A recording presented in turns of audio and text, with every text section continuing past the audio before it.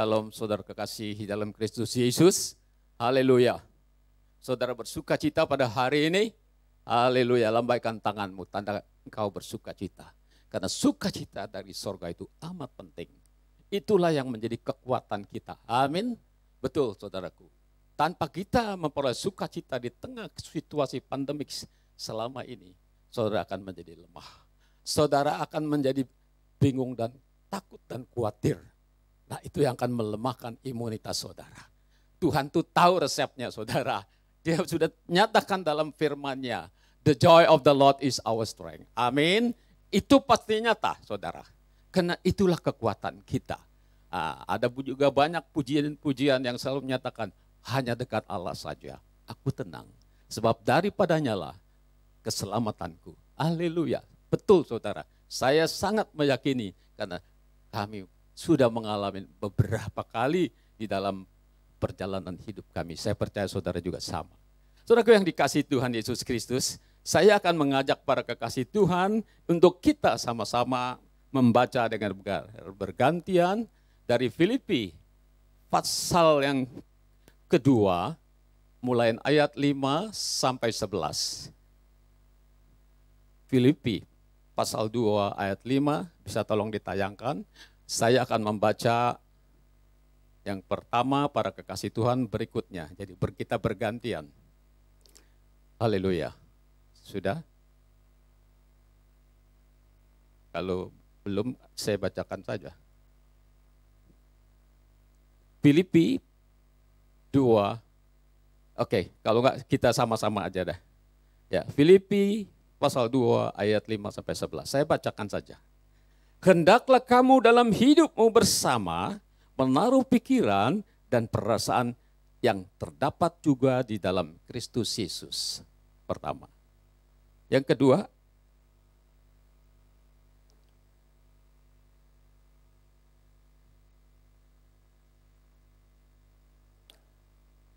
melainkan telah mengosongkan dirinya dan mengambil rupa seorang hamba dan menjadi sama dengan manusia.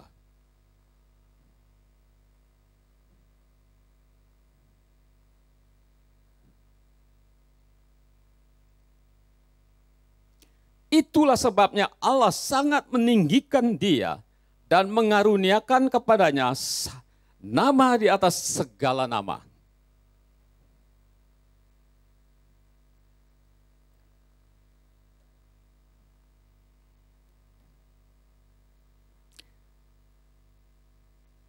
Dan segala lidah mengaku Yesus Kristus adalah Tuhan bagi kemuliaan Allah Bapa. Haleluya. Mari sama-sama kita berdoa. Kami mengucap syukur Tuhan kalau pada pagi yang luar biasa kami diberikan kesempatan untuk berkumpul bersama, untuk menikmati suasana sorgawi dalam kehidupan kami masing-masing. Kami boleh berfellowship untuk saling menguatkan dan saling meneguhkan di dalam perjalanan iman kami. Terima kasih kami juga sudah membaca sebagian dari firman-Mu. Berbicaralah Engkau Tuhan Roh Kudus di dalam hati pikiran setiap kami. Cengkeram kami kuat-kuat Tuhan agar kami berfokus hanya kepada firman-Mu yang memberikan kami kehidupan. Bapa, urapi kami. Kami tidak mempunyai kemampuan, hanya Engkau Tuhan. Engkau Tuhan yang luar biasa. Engkau yang maha mengerti segala persoalan yang ada dalam hidup kami. Apapun masalah kami saat ini yang ada dalam hidup kami masing-masing, kami percaya. Kami mau serahkan kepada Engkau. Kami mau mendengarkan firman-Mu. Kami mau lepaskan segala beban-beban yang mengikat hidup kami. Apapun masalah kesehatan, ekonomi, masalah keluarga, kami serahkan dalam nama-Mu ya Tuhan Yesus. Kami hanya mau fokus agar kebenaran firman-Mu yang akan membebaskan kami, melepaskan kami, menguatkan kami dalam perjalanan iman. Kepercayaan kami kepada Engkau tidak akan tergoyahkan. Di dalam nama Tuhan Yesus kami sudah berdoa dan mengucap syukur. Yang percaya bersama boleh berkata, amin. Para kekasih yang dikasihi Tuhan Yesus, tema dari firman pada pagi hari ini adalah Immanuel. Kita sudah membaca tadi sebagian dari firman Immanuel adalah berarti Allah berserta kita. Wow, luar biasa. Allah mau menyertai kita, saudara. Saudaraku yang dikasihi Tuhan Yesus, saya mau memohon kepada supaya kita sedikit flashback di dalam kehidupan kita. Misalnya, bukan misalnya, bagaimana bila mana Yesus tidak hadir di dalam dunia ini. Apa yang terjadi, saudara? Maka yang terjadi, yang ada di dalam kehidupan manusia adalah kegelapan, ketidakpastian, keputusasaan. Kenapa? Manusia akan melakukan segala apa yang dia pikir baik, itu yang dia lakukan. Barbarisme pasti akan terjadi di mana-mana. Tuhan tahu apa yang terbaik dalam hidup saudara kalau dia tidak hadir. Amin. Manusia akan menjadi Tuhan di dalam kehidupannya kalau Yesus tidak pernah hadir. Amin. Mereka yang berkuasa akan menentukan masa depan manusia. Dia akan mengenyampingkan. Tidak lagi ada hak-hak azazi. Tidak ada lagi untuk kita berkata, tolong bisa dan sebagainya. Bisa dimengerti, nggak ada pengertian. Kita sudah melihat perjalanan bangsa-bangsa. Saling membunuh, saling menguasai. Yang terjadi pertumpahan darah demi pertumpahan darah. Tidak ada kepastian hidup, tidak ada love. Saudaraku yang dikasihi Tuhan. Untuk itulah ya kita sungguh bersyukur. Di mana kehadiran Tuhan di kota Bethlehem, rumah roti. Ya, disitulah kita tahu permulaan daripada sesuatu yang baru terjadi. Di tengah keadaan himpitan, kekhawatiran, dan ketakutan, Tuhan menghadirkan dirinya. Yang seperti tadi kita baca dari firman Tuhan. Luar biasa. Yang maha kuasa mau mengosongkan dirinya. Menjadi manusia yang tidak berdaya. Yang tidak baik, yang begitu lemah. Yang mengalami penolakan demi penolakan yang terjadi. Saudaraku yang dikasih oleh Tuhan Yesus, saudara dan saya, kita harus menyadari. Tanpa Yesus, maka tidak akan ada perhitungan waktu yang tepat. Tidak ada. Semua tidak ada. Barulah setelah Yesus lahir, perhitungan waktu yang tepat mulai dilaksanakan. Sebelum Yesus lahir tidak ada. Maka pada waktu Tuhan Yesus lahir, maka dunia pun mengakui orang yang hidup sebelum Yesus, before Christ. Yang sesudah, Anno Domini, tahunnya Tuhan. Seperti kayak kita hidup sekarang adalah 2021. Tahun Tuhan 2021. Memasuki 2022 tahun Tuhan. Tahun Tuhan. Dunia tidak bisa menolak hal itu. Dunia mengakui inilah tahunnya Kristus. Yang sudah berlangsung 2021 sampai selanjutnya. Dan memang Tuhan Yesus lahir kira-kira kurang lebih mungkin 3 sebelum Masehi. Dia tahu dia lahir. Tapi di sini kita mau melihat betapa Tuhan yang Maha Agung mau hadir dalam kehidupan saudara dan saya. Saudaraku yang dikasihi oleh Tuhan Yesus, berarti kita mulai suatu pengharapan baru. Mengawali akan kehadiran Kristus sebagai suatu pribadi yang agung. Yang akan membebaskan kita dari segala belenggu keterikatan. Belenggu daripada keputusasaan yang berkecamuk di dunia ini.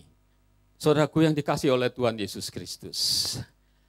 Merasakan kehadiran Allah dalam hidup kita amat penting. Untuk itu kita perlu mempercayainya. Dengan kata lain, beriman. Untuk mempercayai apa yang Tuhan katakan.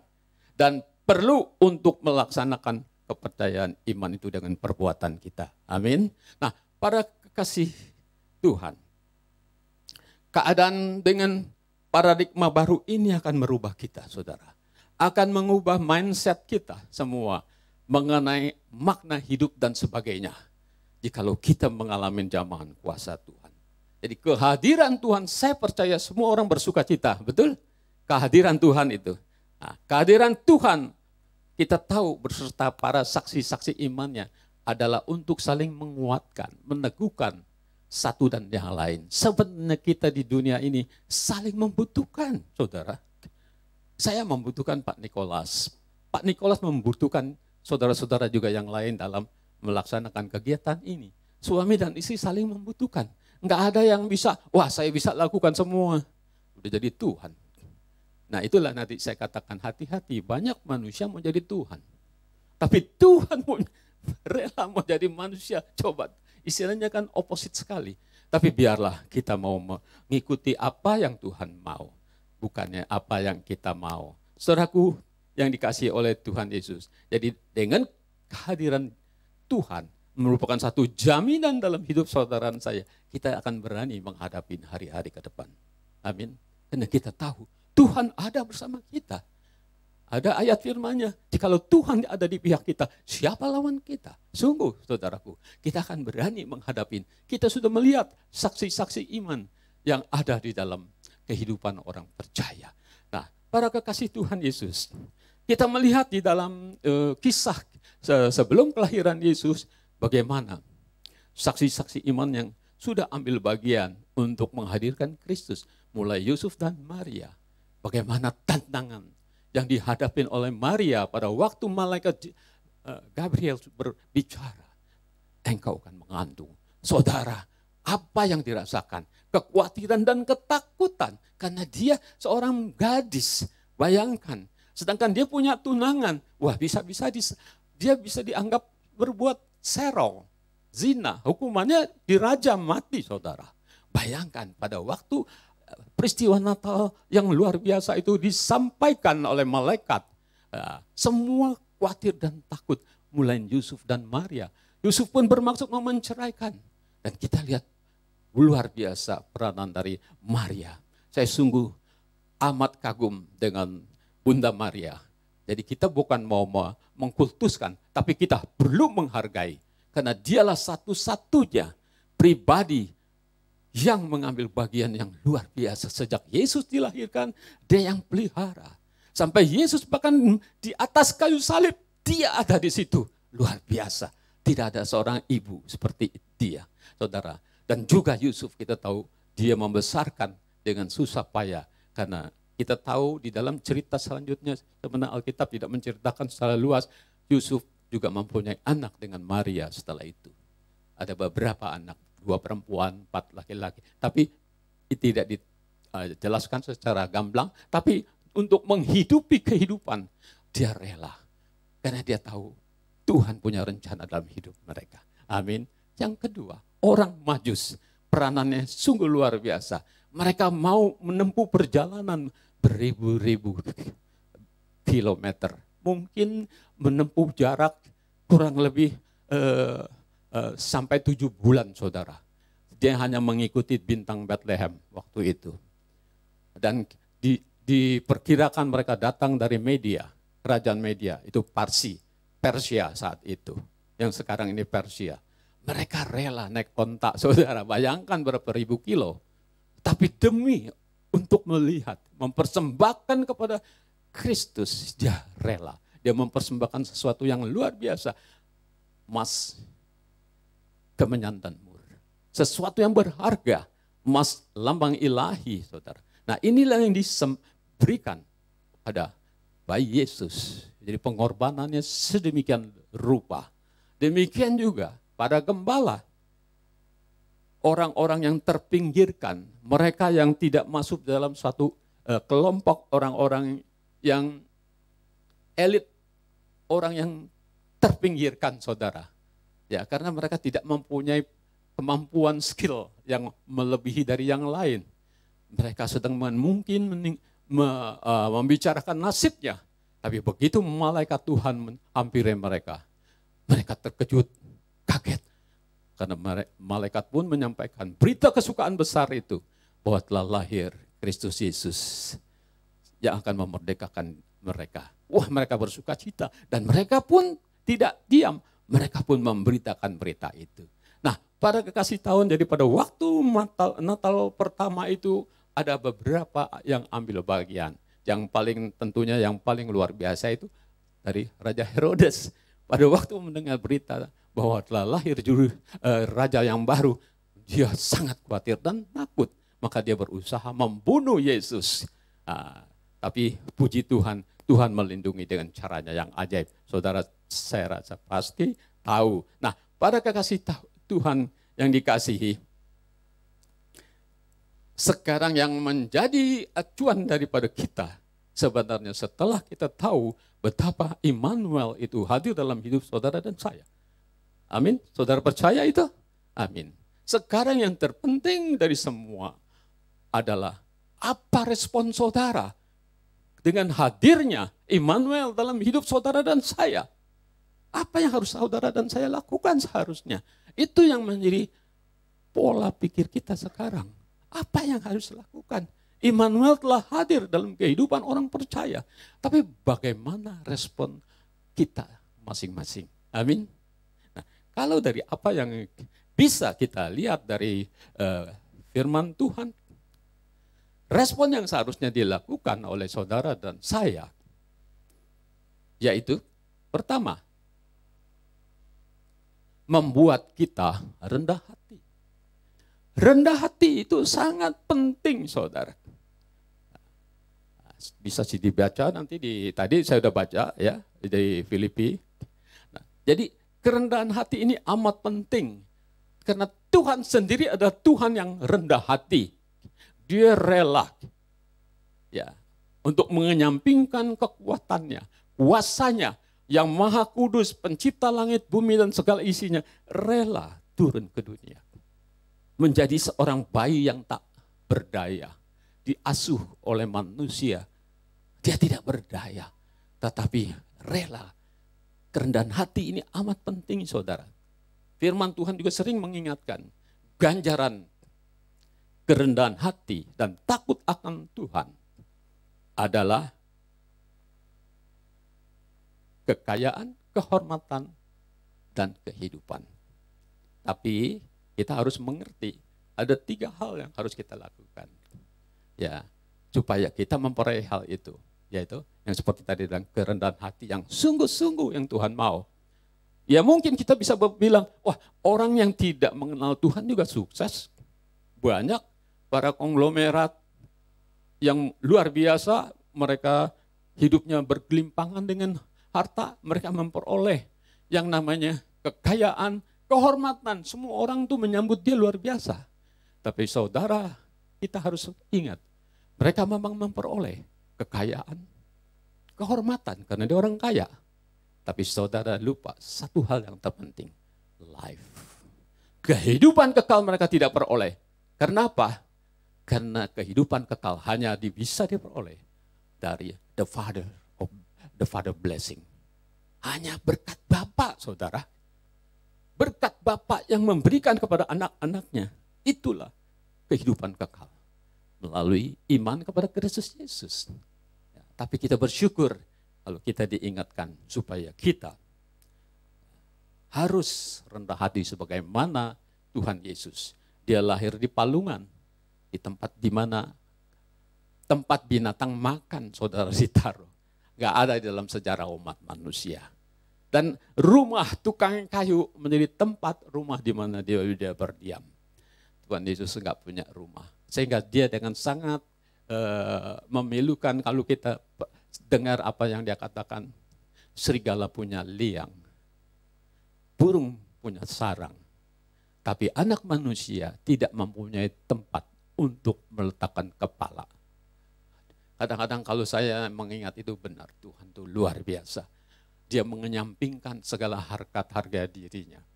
Karena dini cintanya kepada saudara dan saya. Amin. Cinta memang itu luar biasa pengaruhnya. Karena begitu cintanya. Karena dia tidak mau ada satu orang pun yang akan binasa, saudara. Kita kalau udah nggak tahu ada di mana. Tapi dia rindu. Ya. Dia mau menjadi hina supaya kita memiliki kemuliaan. Itu luar biasa. Gak ada Tuhan seperti dia. Gak ada.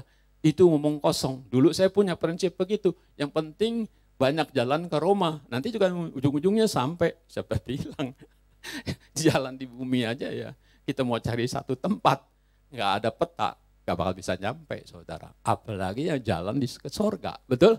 Jadi kita mesti tepis segala itu, apa yang dunia katakan. Nah, saudaraku yang dikasihi oleh Tuhan Yesus Kristus. Jadi kerendahan hati adalah mutlak bagi hidup seorang percaya. Karena itu akan menjadi batu sandungan kalau kita rendah hati. Karena kalau rendah hati, saudara dan saya mempunyai kekuatan. Kita tidak ada lagi beban. Kenapa? Kita nggak ada berpikir. Kalau kita rendah hati itu bakal mau diapain sama orang, nggak apa-apa kok. Nggak kita menjadi risih. Karena kita tahu hidup kita bukan bergantung dari apa yang orang katakan. Amin. Tetapi apa yang Tuhan katakan. Amin. Karena perkataan Tuhan adalah perkataan yang menghidupkan. Perkataan manusia seringkali membuat kita desperate. Membuat kita menjadi khawatir dan takut. Siapapun dia. Betul? Dengan kata-kata itu bisa membangun seseorang, bisa meruntuhkan seseorang. Tetapi perkataan Tuhan selalu menguatkan. Amin. Meneguhkan kita. Itu yang kita harus pegang. Jadi kerendahan hati luar biasa, saudara. Saudara tidak merasa risih di tengah keadaan siapapun. Saudara tidak merasa lebih tinggi, gue lebih tahu dari lu. Wah, enggak, kita sama semua. Jadi kita enggak mau menilai orang lain dengan penilaian kita. Semua yang nilai itu Tuhan. Jadi kita enggak usah pusing. Wah, si aku begitu sama saya. Udah enggak usah pusing. Yang penting sikap kita sebenarnya. Ya, reaksi kita terhadap apa yang orang perlihatkan, itu yang kita harus tetap sama mengasihi mereka. Saudara yang dikasihi oleh Tuhan, ini yang perlu kita lakukan kalau kita rendah hati. Yang kedua, membuat kita teguh hati, penuh pengharapan. Allah kita adalah Allah yang setia. Dan setiap janjinya akan digenapi. Jadi untuk itulah kita teguhkan hati kita di dalam perjalanan iman kita masing-masing. Karena dia tidak akan melanggar akan janji-janjinya. Karena janji-janjinya itulah yang menguatkan kita. Tapi memang yang menjadi kendala adalah pikiran kita. Yang menjadi medan pertempuran. Untuk ingat janjinya, tapi kita juga khawatir, takut. Seperti apa yang dia lakukan oleh Petrus. Ya, tahu. Pada saat dia tahu itu sepertinya kayak Tuhan, tapi orang masih bilang hantu. Tapi Tuhan, kalau lalu dia berkata, kalau engkau Tuhan, suruhlah aku datang. Tuhan bilang, datang. Dia udah berjalan di atas air, tapi dia melihat gunung persoalan, dia menjadi khawatir. Kenapa? Fokus bukan kepada Yesus. Setiap di dalam kita, kalau pergumulan kita tidak berfokus kepada Kristus, kepada sesuatu, seperti juga kita membangun rumah kehidupan kita di atas pasir. Tetapi Yesus katakan kalau dia berpegang teguh di atas gunung batu, yaitu Kristus, maka dia akan selamat. Amin. Jadi apa yang dikatakan firman Tuhan adalah ya dan amin. Jadi kita harus teguh di dalam pergumulan kita. Karena keteguhan itu adalah penting di dalam kita mengikut Yesus. Supaya kita bisa menghalau segala usaha iblis untuk mengalihkan. Karena iblis tahu saudara. Dia tidak mau saudara mengikuti apa yang dikatakan firman. Dari jelas-jelas sejak dari zaman Adam dan Eva.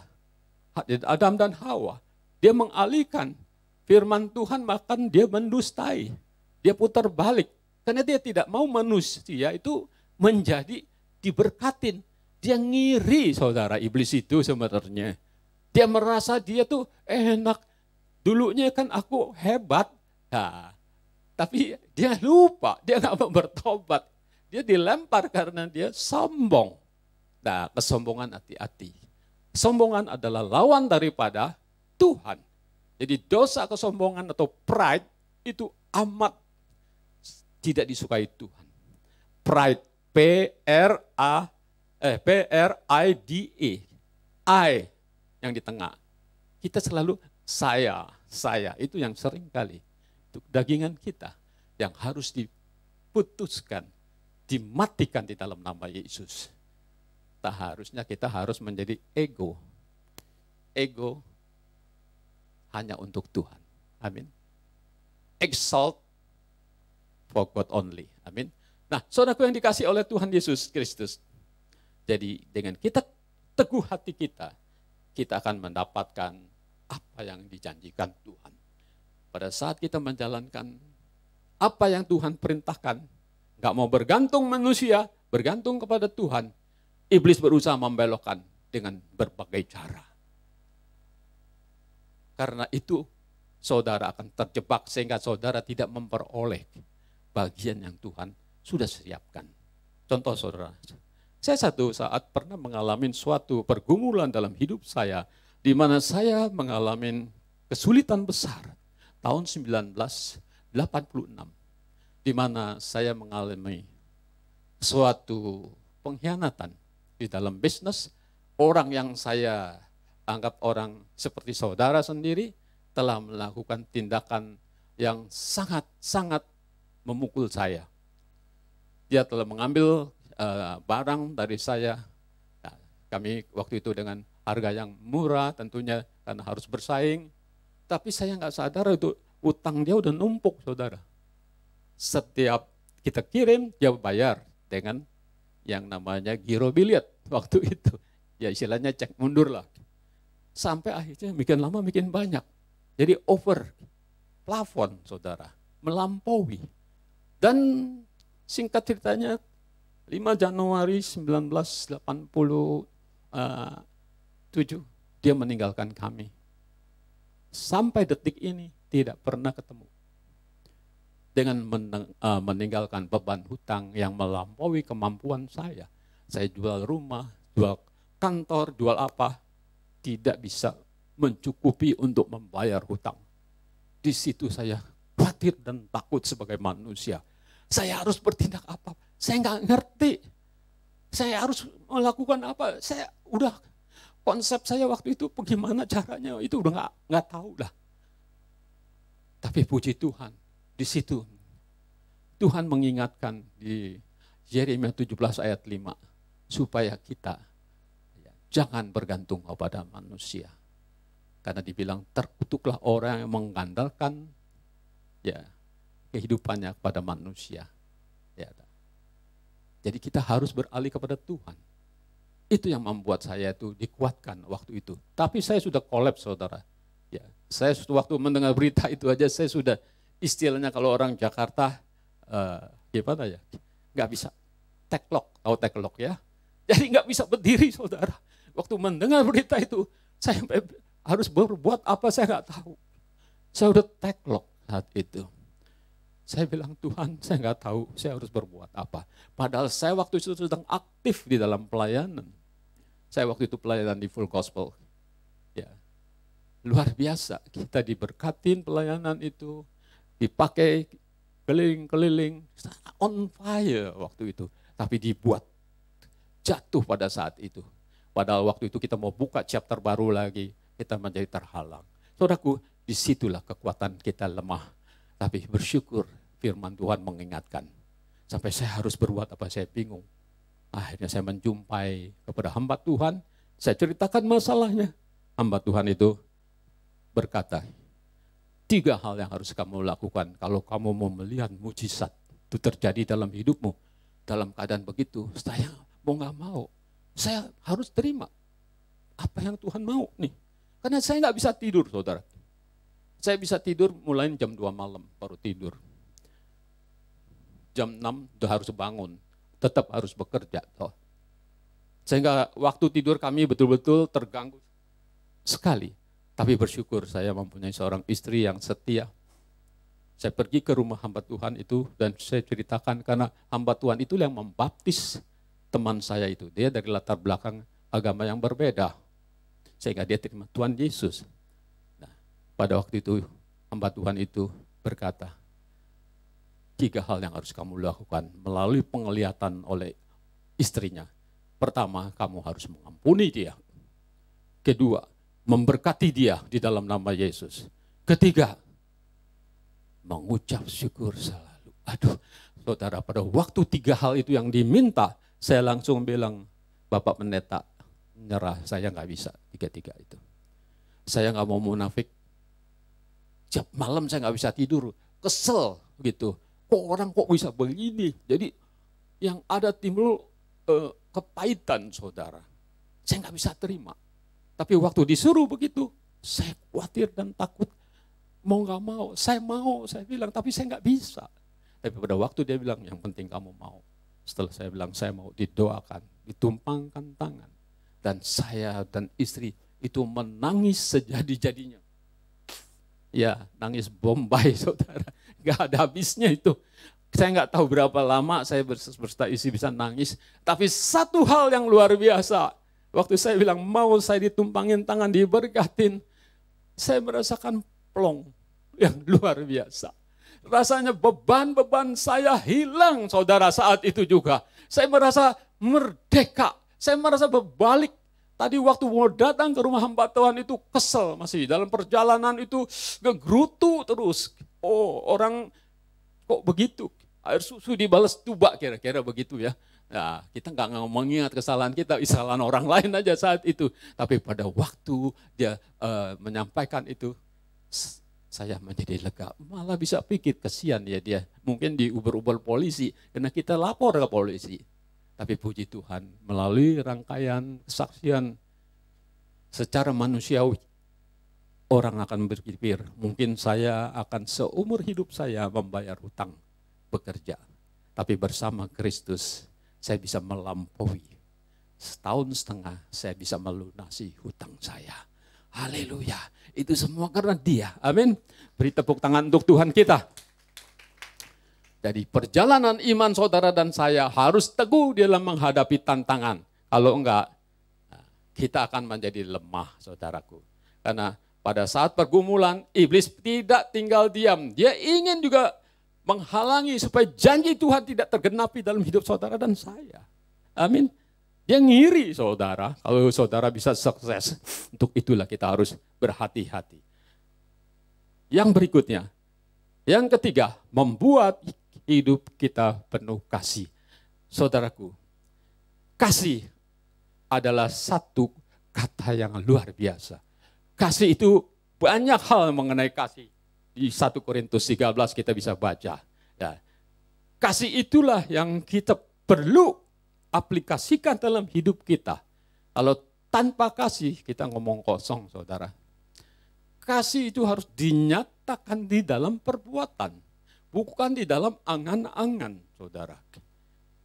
Di keinginan aja belum cukup. Harus di dalam perbuatan, tindakan nyata. Barulah itu kasih. Kasih itu juga menandakan seperti worship sebenarnya. Seperti para hamba Tuhan, para singer, song leader yang menyanyi worship Tuhan. Itu kan sebagai tanda kasih kita kepada Tuhan. Worship itu mungkin kita bisa pernah mendengar yang namanya, jadi ada kedekatan dengan Tuhan. Amin. Worship itu seperti juga kalau di dalam bahasa Yunani proskuneo. Proskuneo artinya dekat. Ya. Neo. Proskuneo, neonya supaya kita tuh dekat dengan Tuhan. Tuhan sering kali mengibaratkan yang dia mau supaya koneo itu seperti kiss, ya toh. Tuhan menginginkan supaya hubungan kita sebagaimana seekor anjing dengan tuannya. Luar biasa. Seekor anjing, dia akan begitu dekat dengan tuannya. Kalau saudara pernah punya anjing, siapa yang punya anjing di sini? Pernah? Saya punya anjing.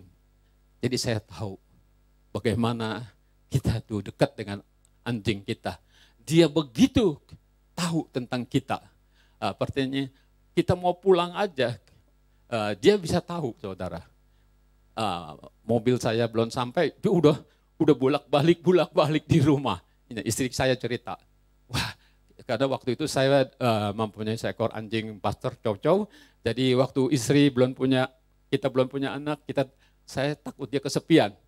Dia sebagai ibu rumah tangga, ya saya taruhin anjing lah dapat dari teman. Nah, jadi dia yang menemanin, saudara. Itu luar biasa. Kita betul-betul sangat sayang sekali. Kenapa? Sejak dari masih kecil. Kita ambil dari umur ya baru berapa hari ya. Lalu taruh di rumah. Saya taruh di kandang. Ya toh. Dia nggak mau, saudara, di depan pintu. Kamar kita diketok-ketok, digaruk-garuk, saudara. Artinya dia mau minta masuk, saudara. Masuklah kita bertiga.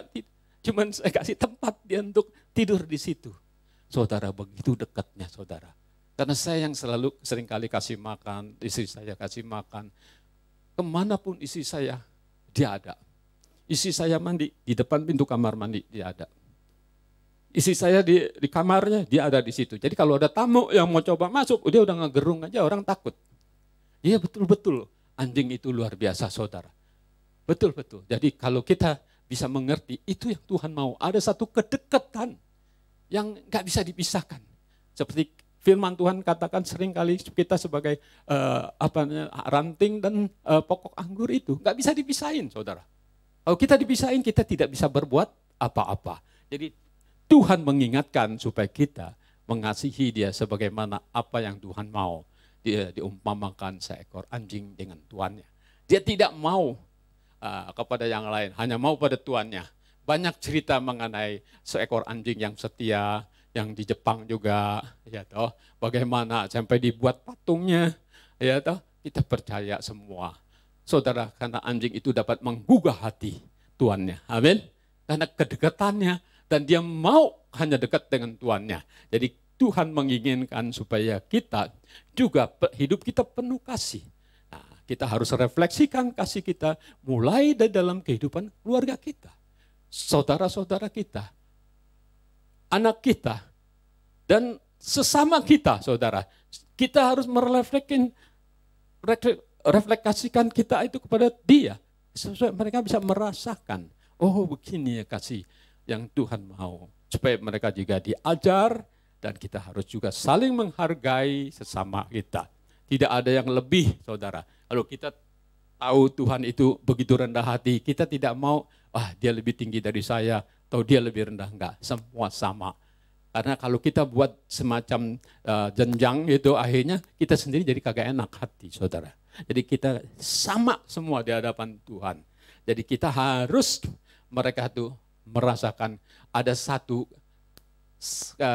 kebersamaan di dalam menghadapi segala pergumulan hidup. Nah, bekerja sama dalam memberitakan firman, yang menjadi penginjil, yang menjadi pemusik, semua saling melengkapi. Jadi hidup di dalam kasih menimbulkan satu damai sejahtera, sukacita. Amin. Nah, itu yang ketiga. Yang keempat, membuat hidup kita penuh ketaatan. Karena ketaatan itu adalah yang terpenting dalam hidup kita.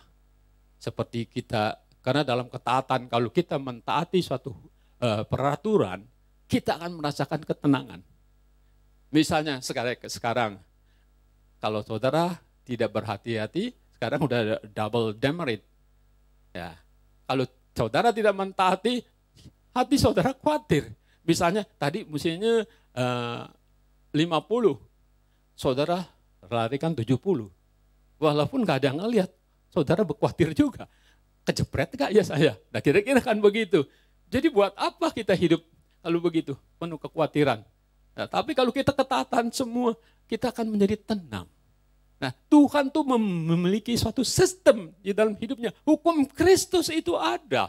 Supaya saudara dan saya memperoleh ketenangan. Melalui ketaatan kita pada firman-Nya. Melalui ketaatan kita akan segala hukum-hukumnya, hukum kasih itu. Sehingga saudara akan menang.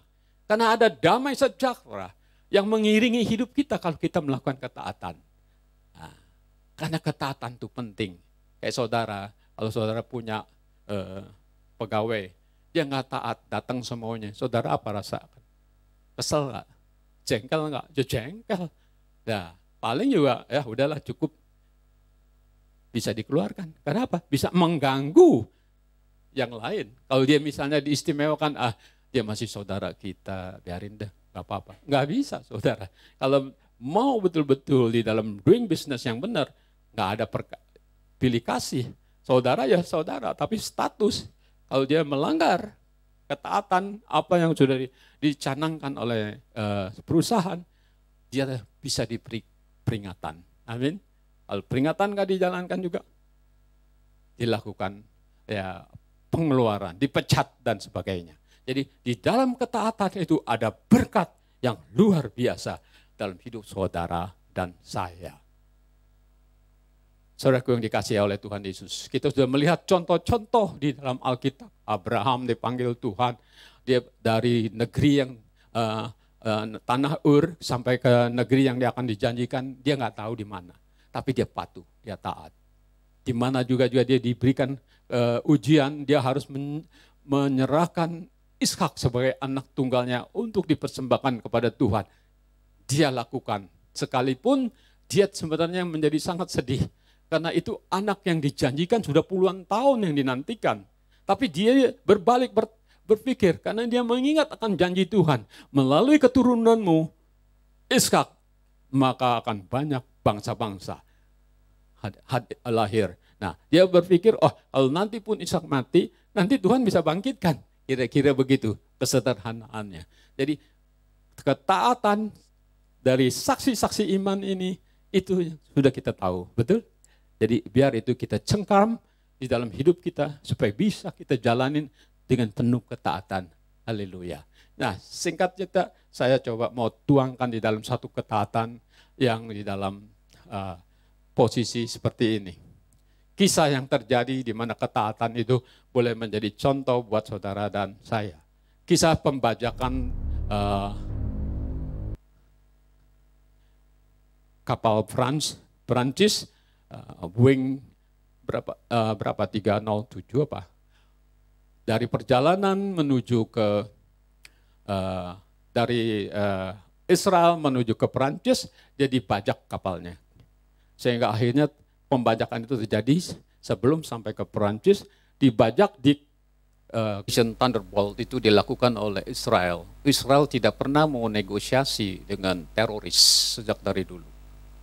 Jadi tujuan dari teroris ini untuk minta tukar balik kepada puluhan dari teroris-teroris Palestina yang ditahan di Israel.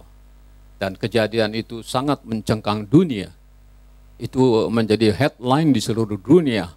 Nah, karena apa? Itu yang dilakukan Israel ada operasi penyelamatan yang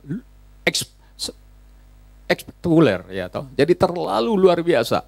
Jarak hampir 4.000 lebih kilo, saudara. Bayangkan dari Israel ke Kampala di Uganda itu membutuhkan waktu sekitar 6 jam hampir kurang lebih, karena kapal yang dibawa itu kapal Hercules, nggak bisa cepat, saudara. Mungkin kecepatannya Hercules sekitar 600 atau 700 paling maksimum.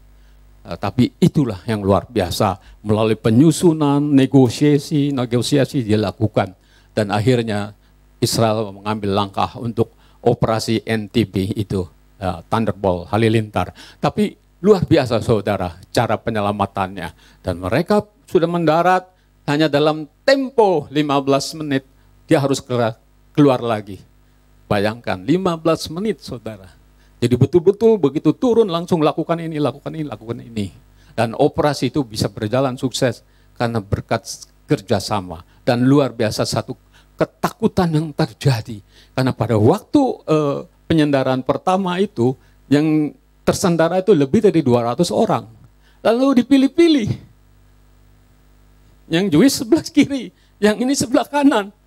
Seperti apa yang pernah nenek moyang mereka alamin, Holocaust, ya toh. Jadi dipisahin. Bayangkan kekhawatiran dan ketakutan yang terjadi.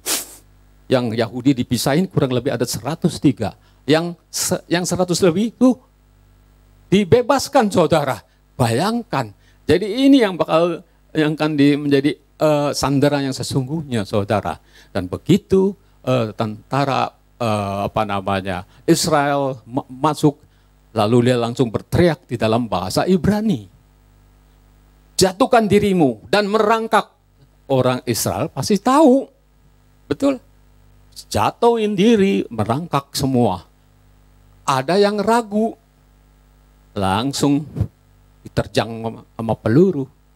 Ada 3 orang yang Tadinya dia udah apa namanya? Udah ada di lantai, dia naik, dia berdiri lagi, dia mau tahu lagi. Udah dibilang kan, dia nggak patuh. Akhirnya jadi sebenarnya peluru itu bukan buat dia, buat teroris, jadi dia mati. Ada 3 orang. Satu lagi nenek tua.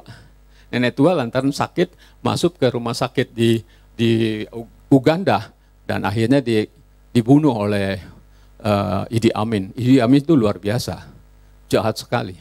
Nah, singkat ceritanya, apa yang bisa kita peroleh? Inilah ketaatan. Kalau tanpa ketaatan, tidak ada seorang pun yang selamat. Amin. Yesus pun mengingatkan mengenai Judgment Day. Yesus dengan cinta kasihnya sudah menyampaikan kebenaran firman Tuhan bahwa siapa dirinya dan dia memberikan jalan keluar untuk kita diselamatkan.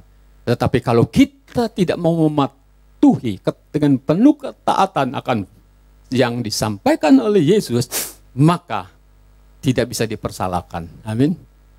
Ya, hukuman yang seharusnya bukan buat orang tersebut akhirnya menjadi bagian kita, yaitu binasa selama-lamanya. Biarlah ketaatan ini boleh menjadi bagian dalam hidup saudara dan saya sebagai orang-orang yang mengasihi Tuhan. Amin.